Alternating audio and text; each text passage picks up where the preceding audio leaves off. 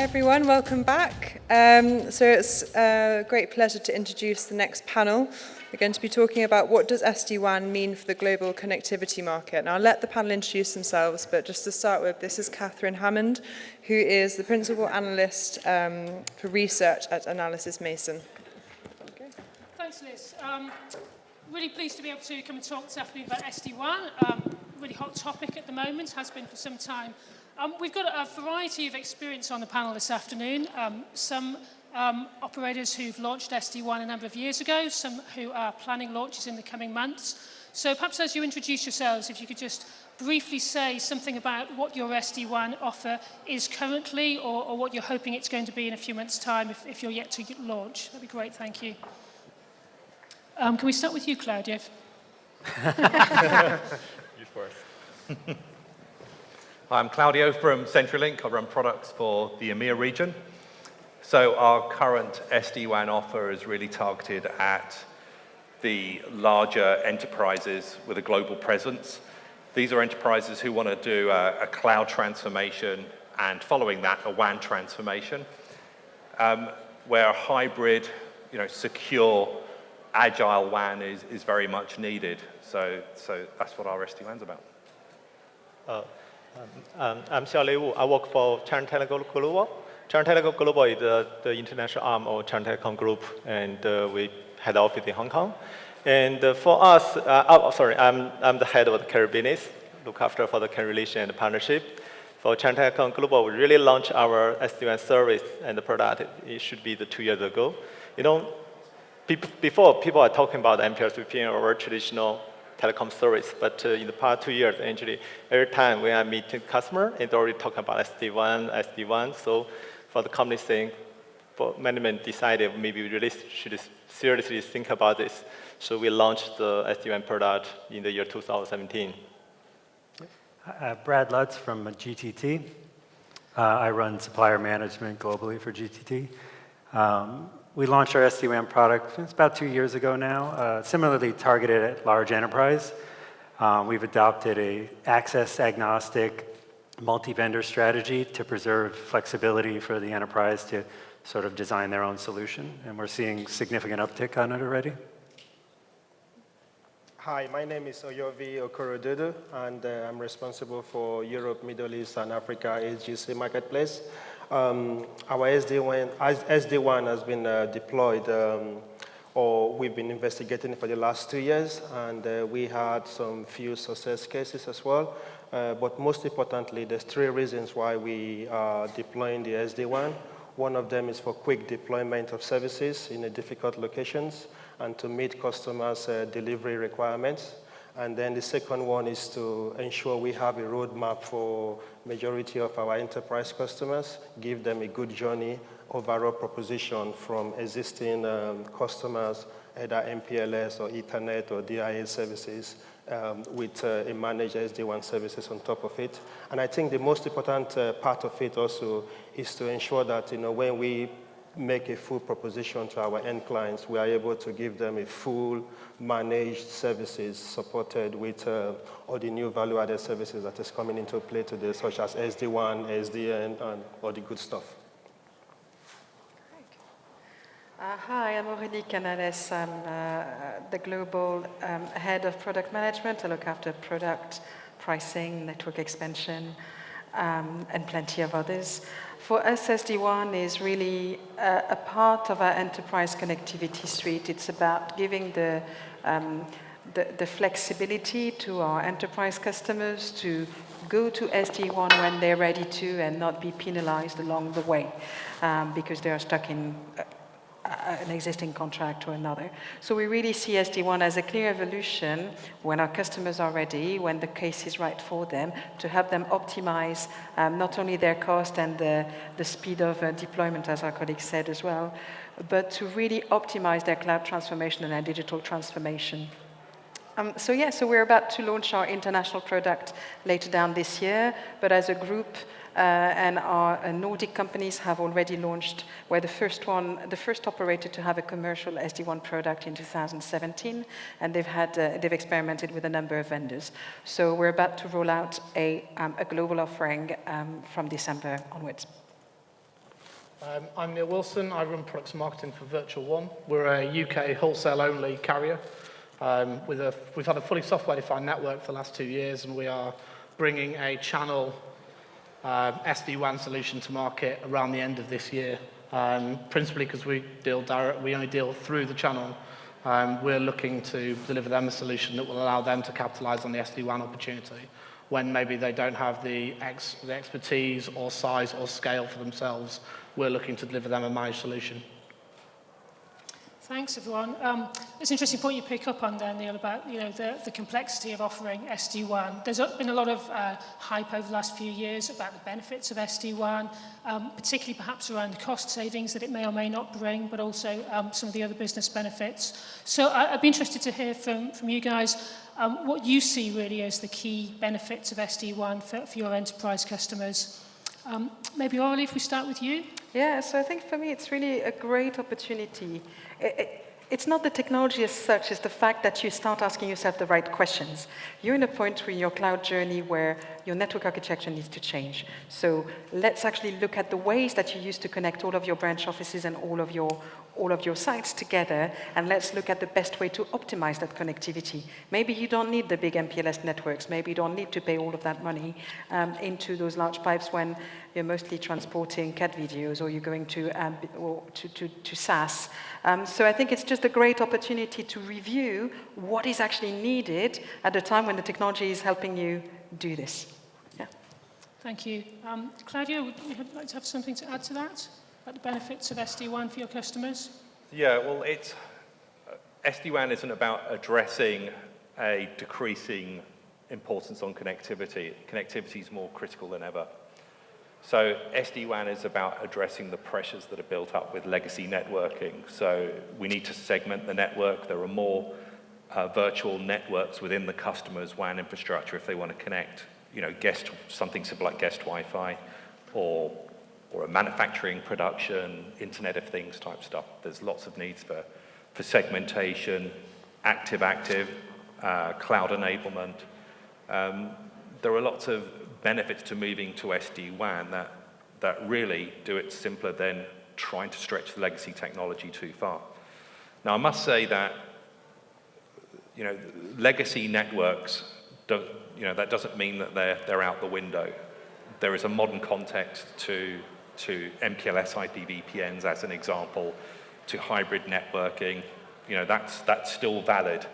But if you need to do too many different things like application awareness, encryption, active-active load sharing, network segmentation, you're trying to stretch and do too many things. SD-WAN really kicks in and benefits that. Just to pick up on that, the way we think about it, the way we talk to customers about it is exactly what Claudio said. It's solving an age-old problem where the end-user experience is now driving a networking decision, but a traditional procurement model where you buy a fixed network with either point-to-point or MPLS connections between major enterprise hubs can't keep up with that end-user experience. So it's really sort of a branch. There's definitely a branch strategy, but you can apply that branch strategy to corporate locations as well, assess what is being done there and the criticality of it, the prioritization of it, and you can make those decisions real time. So it does solve an age-old problem in how you spend your networking dollars, but it also provides you flexibility to solve the problem you haven't even thought of yet. Okay, can I just add to that? I think, as you can probably see, majority of us or majority of the companies that are using SD-WAN are most likely using it the same direction.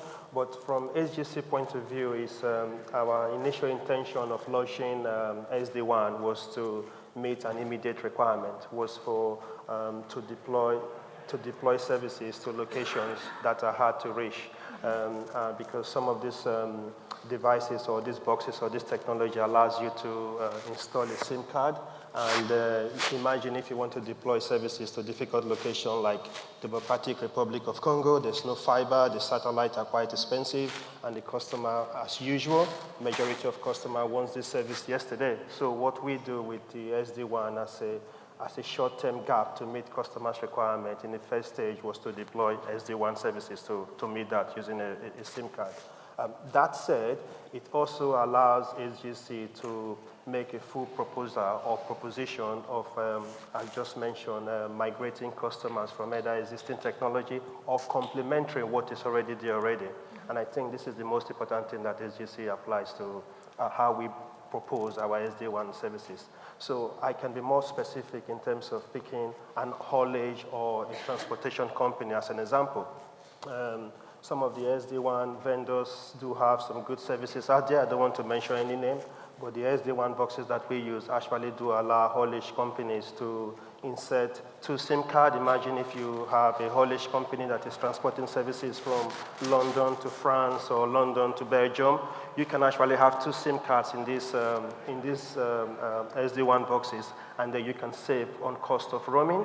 And in addition to that as well, you can actually meet certain requirements about calculating where that particular transportation service is stopped, the petrol station that it stops, and you can have lots of different information as well. And what this does anyway, in certain market segment is quite useful. The SD-WAN is the right way to go compared to the traditional MPLS or layer 2 VPLS services, yeah. Thank you, and that's an interesting point about the cost saving, because in terms of, I think, within Europe, the price of internet access and MPLS, there's not a huge price differential, so we're not really seeing cost savings for businesses. But when you start talking about mobile access, that might be a different matter. Xiaolei, you've got a lot of deployments within China. Yep. I guess maybe the cost savings are perhaps more significant. Yes, I think, the gentleman just shared that there are a lot of benefit from technical side and can bring it to the customer. But I'd like to share another opinion that in China, actually, why the SD-WAN they deploy the booming just recently is so significantly. The main reason, from my point of view, actually, the cost saving. I'm not sure compared to the Europe side, MPLS VPN and the DI internet access is not much different. But in China, the cost were a lot. Sometimes actually time 2 to 3 times higher. This is the reason why. And from the very beginning, like China Telecom, I believe there's some other incumbent carrier. They are not very aggressively to embrace such a new product. Take example in China, actually, we are not, from the very beginning, we launched our SD-WAN product, may target the customer, have the requirement outside China. We try to protect our whole market. But they can't stop the trend. In China, not only the very traditional carrier like China Telecom or other 2 China operators, there's so many ISP they can have the platform, they can provide the SD-WAN. So this is driven behind such product deployed so quickly in China. Thank you. I mean, European businesses are more and more aware of SD-WAN, more and more aware of some of the benefits that you've mentioned, and I hear from operators that businesses are coming to them and saying, what's this about SD-WAN? Is it good for us?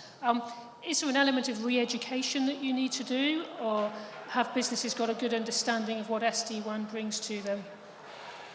Neil, would you like to speak on that? I think the interesting part is if you asked everyone in this room what they think, we're the industry experts, what does everyone think SD-WAN is in this room, you'll get a slightly different answer. And I think one of the things that I know the Metro Ethernet Forum has started putting foundations of what the components of an SD-WAN solution are, but it doesn't actually get to the point where you're able to compare apples with apples across all the vendors. They've all got their different interpretations of what their SD-WAN solution looks like and what that will deliver. So I think actually there's a bit of an onus on us as an industry to get our house in order and for us to agree what SD-WAN is in order to be able to better educate customers. Because I think you've heard a myriad of use cases already from the panel. That's all different interpretations of it, and it's great. It's a really flexible solution. But I think the fact that there's that myriad of use cases should start to alert people that there's a myriad of complexity that comes along with this. It's as soon as you turn over the keys and control of a network to an enterprise, you're making some assumptions that they've got the knowledge and expertise to be able to understand what they've got in a way that buying a traditional MPLS solution, you might have had a 5 to 10 working day lead time for changes, but that insulated you from a lot of risk, and in many cases that was delivered as a managed service. SD-WAN might not be, they might have direct control. Yeah, thank you. Claudio, do you want to come back on that? I was going to say, the Met's done a pretty good job at trying to standardize the behaviors of services. So they've moved from carrier Ethernet through to SD-WAN. So with MEP 70, we've got a standard that describes what SD-WAN is. So at least we can all sort of say, okay, SD-WAN is an overlay technology that can set up virtual connections between branches, can mesh them, can have encryption and so on and so forth. But it is distracting to just consider just the SD-WAN overlay by itself. So the underlay network is very important. And there are lots of developments going on with SDN to address the underlay connectivity, to make that dynamic, to make it agile, multi-service ports as well. So in Europe, we talked about the price differential of MPLS versus internet. You know, in some parts of the world, MPLS is cheaper than internet. It just, you know, it's just a funny thing, right? So in Europe, we like to offer an orchestrated multi-service port where if you want internet, it can be internet. If you want MPLS, it can be MPLS. But I think we've got to remember that SD-WAN isn't the complete solution. It's something that has simplified an abstracted layer, but there has to be good connectivity underneath. And the efforts to apply SDN to the underlay are really important as well. Thank you. Yeah, and I think you see that in the hype curve, right? The initial hype of the do-it-yourselfers, right? Who thought that this was going to cure cancer, and then that's fallen off significantly, and now we have what we would consider, you know, sort of a real demand curve that is returning or coming towards the carrier model that says the underlay is you know, just as important, or at least a critical piece of the whole. And you know, GTT's stance has been to be as flexible as the market demands, but wholly supportive of going to standards, so we don't find ourselves too far down the road with this sort of myriad of different types of deployments that no longer can talk to each other. And if I may as well, I think for us it's really important. We do appreciate the standards. We're MEF2 certified, we're about to be MEF3 certified. I think the SD-WAN certification as part of that is super important because it ultimately will help people differentiate between providers and and ensuring that interconnectivity between provider works well. As my colleagues have said, what's getting more and more important is that relationship with the underlay network. And as a tier 1 provider, I think at TELIA Carrier, we really, really believe that, you know, SD-WAN is actually bringing to the front the importance of high quality internet and how direct, you know, and how you limit your latency, you limit your delays, you limit your jitter through a high quality internet, which we're really proudly world leaders in. So for us, it's all of these things. It's the quality, giving people reassurances that this is a good quality service through MEF, through our awards, through this, etc. And enabling customers and enterprises to move when they're ready. Because I think we need to be really careful when people come in and say, well, I want SD-WAN, but where? Why? And yes, it's not going to cure cancer, but let's make sure we apply the right remedy to the right trouble. Yeah. Go ahead. Yeah, I just want to add to that. I think just like the way end clients care so much about standard, I think vendors also cares about standard so much as well. And I do agree with my colleagues in terms of standards that needs to be applied. But I think in some cases. I really do believe that if there is something that you can have some kind of federation in SD-WAN, then you could make the argument of standard if it's going to happen or not. But coming back to the basic infrastructure or the core infrastructure just mentioned about SDN itself, you know, from HGC perspective, those are two different technologies. They work complementary to each other. Of course, for SDN itself, you know, we focus that product set or technology or proposal to specific customer base. So you could make the argument that SD-WAN is for specific enterprise, but SDN itself is for a different set of customers because we are talking about data centers to data centers, data centers to cloud, data centers to different, whether it's Alibaba or you mentioned AWS or you mentioned Azure. Those are two different sets of technology, but both technology can be combined to make a very powerful proposition to meet individual clients' needs as well. Yeah, it's a really interesting debate about the need for the underlying network to be linked with that SD-WAN overlay solution. There are obviously lots of OTT players coming into the market, which some would see as a threat. But I guess as network operators, I imagine you to see having that network as an advantage. I'd be interested to understand the extent to which you kind of feel it should be your network or your carrier partners' networks, which you're running SD-WAN over. Is there an advantage in having it all on your own network as much as possible? I think from us, we invested in that software-defined network, and we're looking, once we've got the SD-WAN proposition launched, how we bring those two things together, because we've got a set of APIs on our network already. And if we can get to the kind of nirvana I think everyone will probably like with SD-WAN, where it can call home to the network and ask for more bandwidth on demand, that's where you get to something really, really special. And that's where the combination of our underlying carrier network and the SD-WAN overlay would really make sense for both us and the market. I would completely agree. I think it's creating those moments of delights for customers that have been so sorely missing from some of the enterprise connectivity. You know, I get more delight from my thermostat than I get from sometimes the stuff that is available right now. So I think this kind of flexibility is super awesome. What we're tending for us as telecarriers, we have a large network. We've got 65,000 kilometers of fiber in the US and in Europe, so we can do that, right? We can do the large stuff. We can do the 10x, 10x, yeah, come on, try us out, no problems. What I think is super important for us in the provision of an end-to-end service for enterprises is the density and the quality of our partnership with local access providers.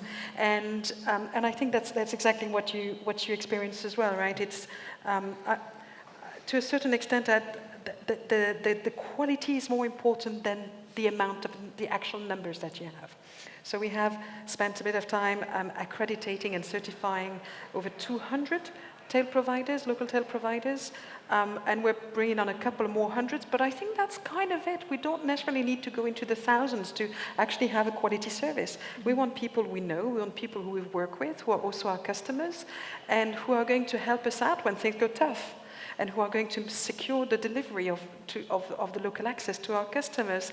And that's where we feel really our value add is, when we own our network and we partner with our customers and our competitors to bring the service all the way to the enterprise in their network. So yes, first it's really about quality, the quality of the end-to-end delivery. Coming back to either partnership or collaboration, from HGC perspective, we believe no single supplier can provide a single end-to-end services to a global customers, as an example. So you need some kind of partnership and some kind of collaboration. And of course, we do work with some of the partners sitting down in these panels and some of the audience here as well in terms of partnership, and we're quite open to that as well. But the most important thing is, how do you ensure that the partner that you actually end up collaborating with have a good internal digitized system internally to maybe have some kind of interface with you, either through API or those type of things. This is an issue that we have, Everyone seems to have it, but when it comes to implementing it, it's an issue, okay? So you need a standard to do that, okay? But moving forward, what we've seen so far in the last 9 months, we've actually seen lots of partners that are willing to go the extra mile of having some kind of API between two services, between two technologies, which I think it benefits not just HGC as a supplier, but it also benefits the other suppliers as well, and at the same time meeting the either enterprise or OTT or wholesale, it meets everyone's requirement because at the end of the day, we are all here to actually make revenue and margins, right? So we need to partner and collaborate. So this is my point on that. Great. Xiaolei, would you like to comment at all on the importance of having the underlay and the overlay network in an SD-WAN offer? Is that a key part of your proposition too? Yeah. Okay. You know, when we talk about the comparison between the more traditional carrier with the OTT entry, the advantage for us is on the layer network. Entry of the people sit here, and all, I mean, the company owns the global presence, capacity, IDC, cloud, node. So this is a competitive advantage compared to the OTT player. And take China Telecom as an example. And when we deployed our SD-WAN platform, we carefully to design the network to make sure the node global-wide actually has a very premier quality connectivity. I mean, even for the latency, we can commit the customer actually, compared to other solution SD-WAN provided in the market, actually we can commit the customer the latency and SLA among the nodes. So this is one advantage, the perfect combination of SD-WAN platform, the technology with our underlying network. So this is, I think, and at least from China Telecom, this is the trend. This is the direction we should move forward. Thank you. Yeah. Brad and Claudio, maybe I could put to you the slightly broader question of how important is not only having the overlay and the underlay, but also the end-to-end managed service when it comes to SD-WAN. Is that something that your customers are looking for?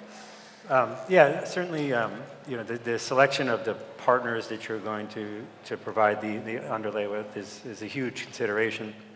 Our recommended deployment is dual diverse access lines, one to the public internet, one back to our network. So we're going to partner with a range of providers. I think you make a good point. You have to select the right ones. But a range of providers, that's the promise of the service, is to allow the client to decide which traffic is worthy of VPN, which traffic is worthy of public internet, which needs to go back to the cloud node. So we spend quite a lot of time doing that. We do think the carrier model, having the overlay and the underlay as a managed package for the clients is the deployment that will get the best user experience. And I think, back to the hype curve where folks tried to do it themselves and didn't have that user experience, didn't have the depth of relationships in the underlay that we might have sitting here on this panel, and spend most of the time working the overlay, not realizing that those things need to work together. Yeah, I was going to say GTT and CENTURYLINK, both acquisitive companies. We clearly believe that owning infrastructure is important, but we're always going to need partnerships, right? So that's very important. If you own the underlay and overlay, you get to own more of the customer experience, and IT organizations, they need that complexity removed. They need to focus on, higher value tasks, generating value and transformation for their companies, right? So yeah, partnerships are vitally important. So, I mean, we participate on the MEF, and we're trying to drive forward with API standardization so we can improve the performance of that, because it's an enormously complex environment. If you have a business that's on net to you, you can deliver your full product specification directly to that premises. But if you rely on a third party, you've got to make compromises. So we've done a lot of work defining diversity, access, types, and things like that.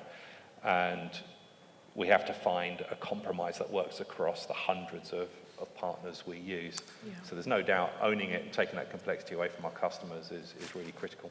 Yeah, that's a really interesting point, because SD-WAN, operators often talk about it giving them opportunities to have footprint in new markets where they don't have a network presence, but actually it still comes down to need for automation, need for APIs to drive that deployment quickly.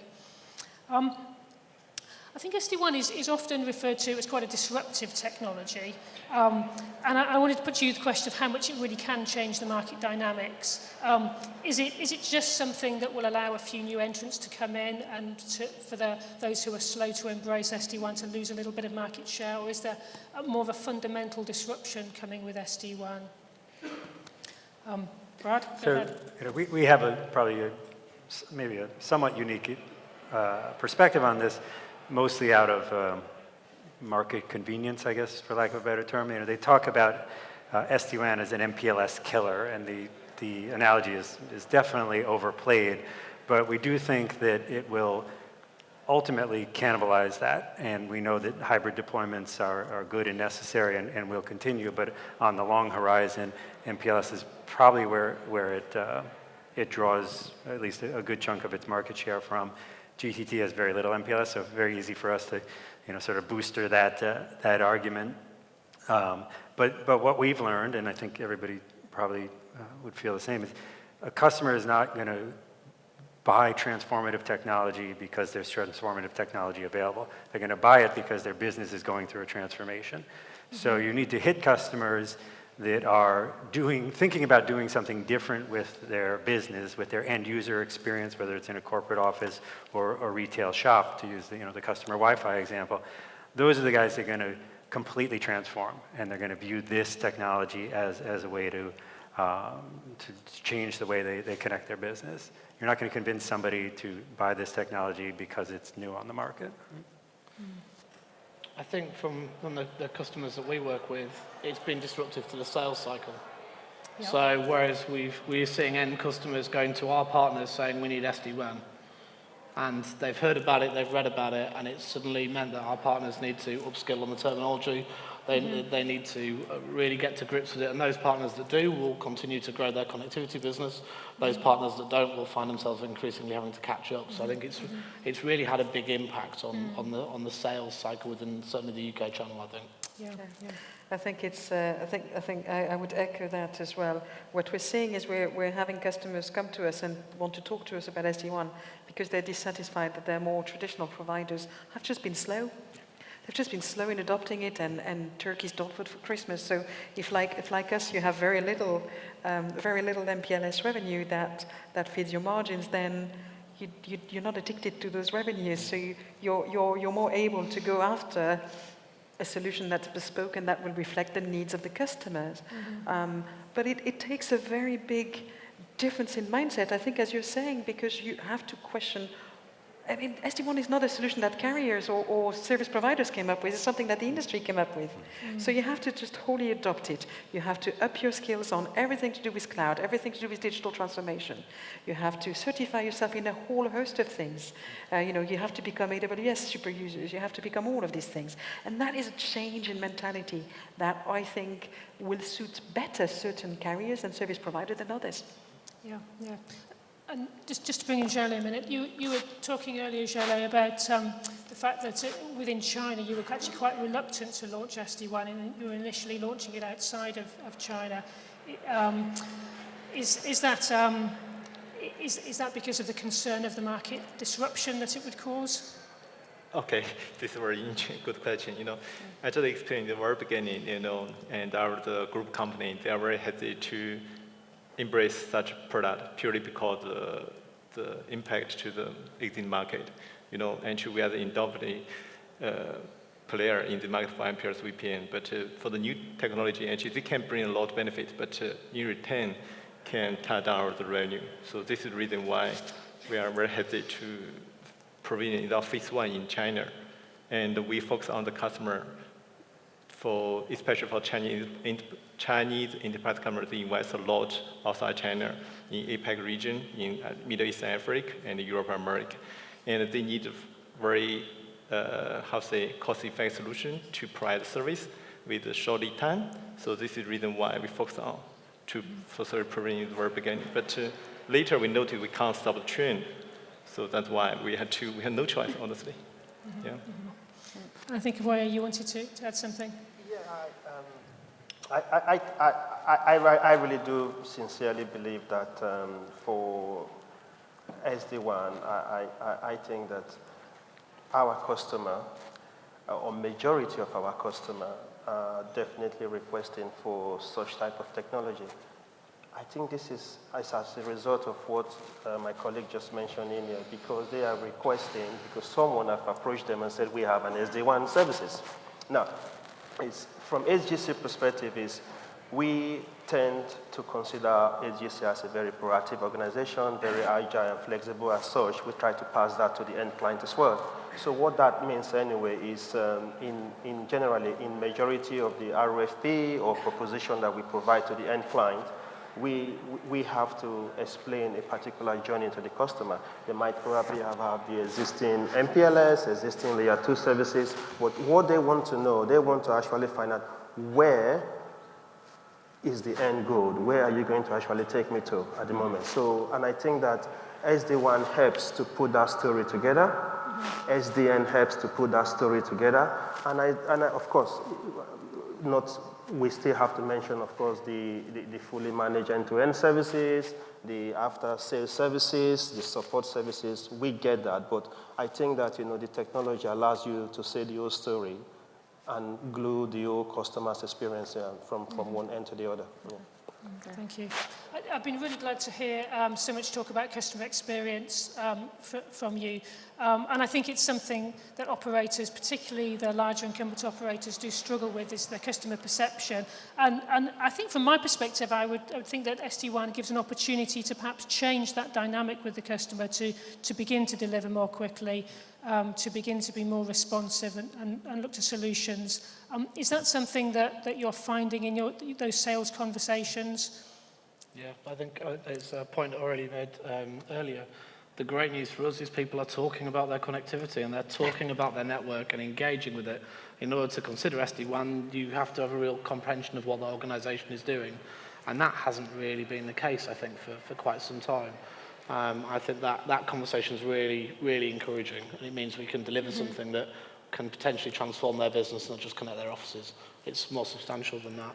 I think the piece from the last round that we didn't touch on is security as well. It brings security into this conversation, whereas I think you see a number of people where security is kind of this practice off to one side.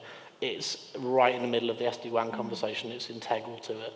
And again, that opens up a much broader conversation with a customer that is a much richer, more enjoyable conversation to have than a more transactional one that we may have been having in the past. We touched this morning on talent acquisition and retention. Is that something that's a challenge with SD-WAN, to have those staff that really understand it and can have that conversation with the customer? Claudio, would you like to take that one? Yeah, to a degree, but I think with any new technology, you go through a curve, and I think the laws of business don't really change. You learn to deal with it. So I'm a sort of fan of the Geoffrey Moore approach, where you start with, getting it right for the first few customers. You may start with a minimum viable product. You get it right, you play with it, and then you start to pivot, diversify the offering and build the expertise. The problem we have is when we're trying to do too much too soon. So you launch a product and guess what? You don't have many customers on day one. They start to trickle in. So timing becomes very important. So you then have to schedule in training and getting the messaging right. So just doing the right things in the right order, I think that's a lesson that hasn't changed in business through all the previous disruptive technologies like WAN optimization, etc. It's just the same disciplines apply. So just to add to that, I think the point that was made earlier about getting into a conversation with a customer about their business, right? If you're just selling, big dumb pipes, you don't really know, or they don't have need to disclose to you what they're doing. So I think savvy salespeople really like the notion that this is forcing them to have a much more in-depth conversation with the customers. It does mean there's a training curve, right? Not that unlike any other new technology that comes out. I think we experienced something similar to what you were alluding to, where you're trying to do too much, and what we found was trying to figure out exactly what the customer is going to need ahead of time and deploy that box fully ready to do all of that was, first of all, slowing down deployment tremendously, but also the customer, once they get the box, they're like, wait, I want to do something different. So we've sort of backed up a little bit. We've launched a universal CPE product where we deploy something and then we can do the customization. So the conversation around the customer's business is still there, but you don't have to solve every question before you're able to sell them something and deploy it. So you can deploy something, and then ideally down the road, the customer will self-service to pick up things like managed security and things like that. Yeah. I've got almost the opposite problem. My guys are so excited.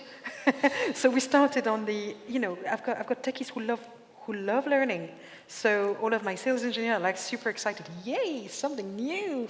So we started with, really working on the cloud elements because we think that, again, out in that cloud transformation, it is when you're in that cloud transformation that you start asking yourself those questions around SD-WAN and what you do with your network architecture, and then those network conversations start happening, right? So we started with cloud, we trained everybody, we raised the level of understanding, we did all the certifications, and now SD-WAN's coming, everybody's super excited again, going, here's another one, because I think there is actually a pride and a joy in technically minded girls and guys to just learn more and do more, and that's the element when I found easier than I thought it would be with those things, right? I did not anticipate it, so I don't know if that's just us, but yeah. I think from our point of view, I do agree.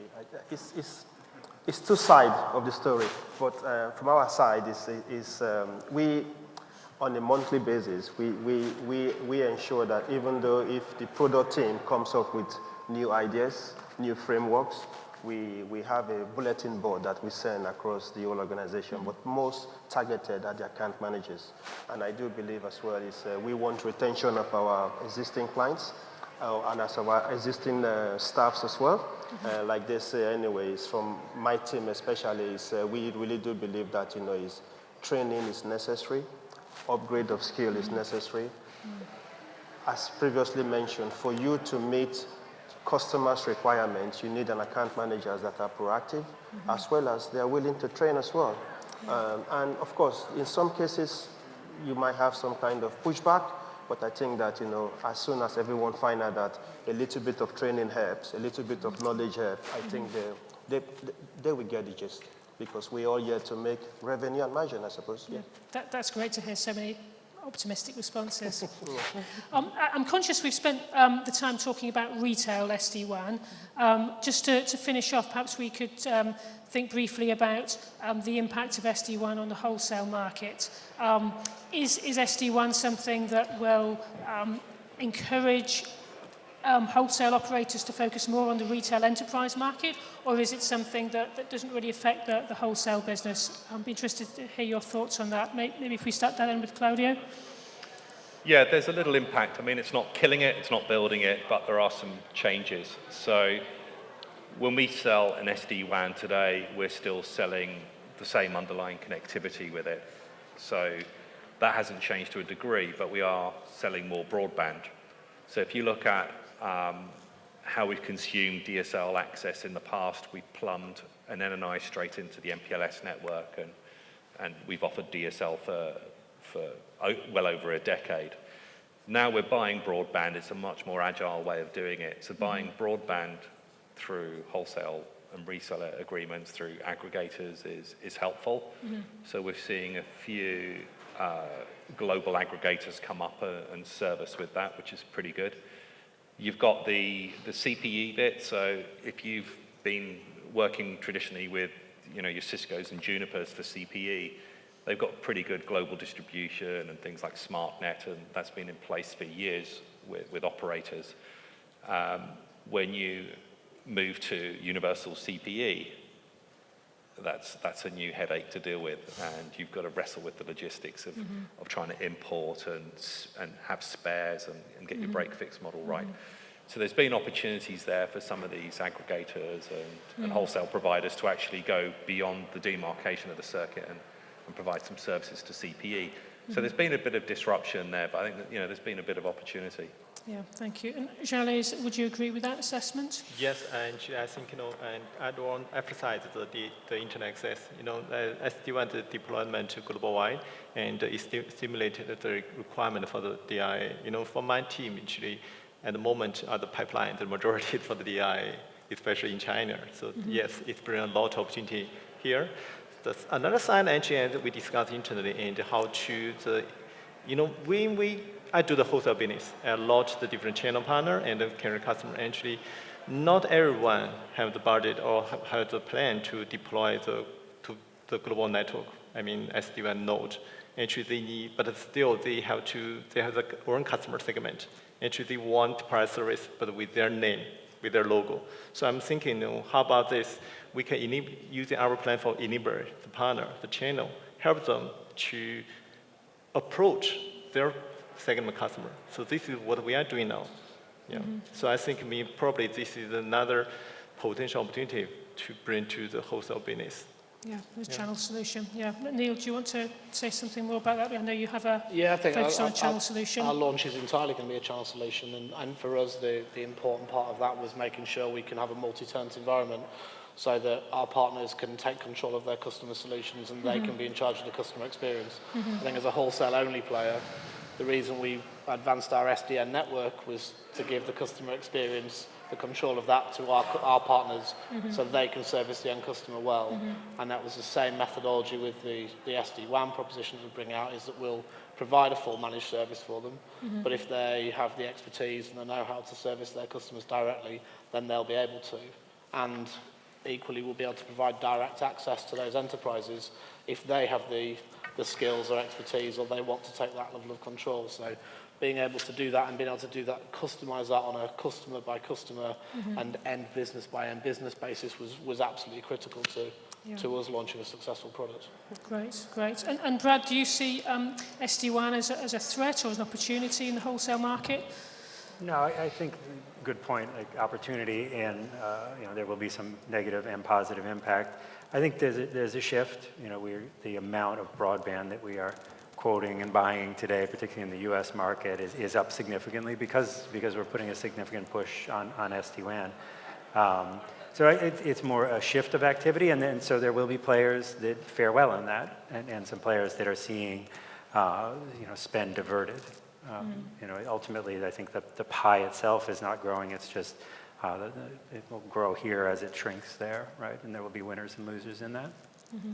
Thank you. And for you, maybe if we take a slightly longer term perspective, perhaps if you and Aurelie could speak to kind of what you see as the impact on wholesale markets 5 years down the line. Is there going to be a different set of customers that you're selling to? Are those customers going to be buying anything different because of SD-WAN? Yeah, so I think what's really interesting is we started looking at entering more the enterprise and the retail elements of that because our wholesale customers started coming to us for their enterprise needs.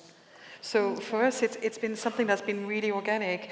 We were already serving our Nordic multinational customers and expanding their reach globally. And then our wholesale customers started coming to us saying, hey, could you do a little bit of enterprise connectivity for us? So I think that SD-WAN and the possibilities that it brings will only reinforce a couple of things. I think it's the themes that everybody's been talking about.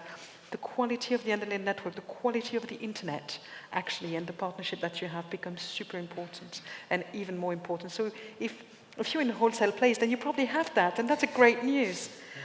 But the harder bit will be around the mindset shift that some of the industry will need to go through. And this is where I think the winners and losers will be the companies that have excellent customer focus, excellent customer experience, great flexibility, a yearning for learning, and to work in almost co-creation and partnership with their customers will do well. And I hope that I think we're in a great place for that, Telecarrier. But I think that we could even see some of the traditional retail enterprise service providers really suffering because people start shifting to wholesale carriers who are more flexible, who will want to try do things differently, right?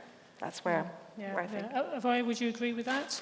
Yeah, I think the panelists are right in what they're saying, but from our own perspective, what we've seen, even though we provide an SDN services, we provide layer 2 services, we provide MPLS services, we provide system integrator services, but what we started doing more and more is we even becoming an aggregator of DIA services as well, because some of the account managers are very good at selling global DIA services to suppliers and to enterprise market.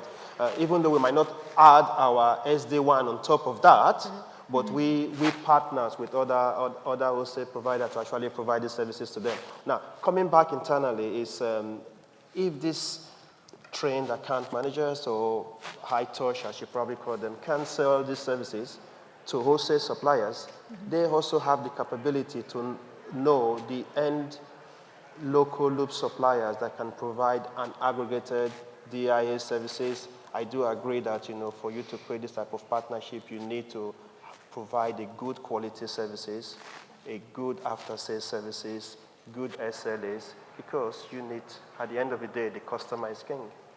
Great, thank you. Well, thank you all. It's been great to hear of the positives for carriers of SD-WAN and the opportunities that you have, particularly as you embrace it and perhaps maybe look to take advantage over those who are a little bit slow to be active in the SD-WAN market. So I hope you'll join with me giving thanks to the panel.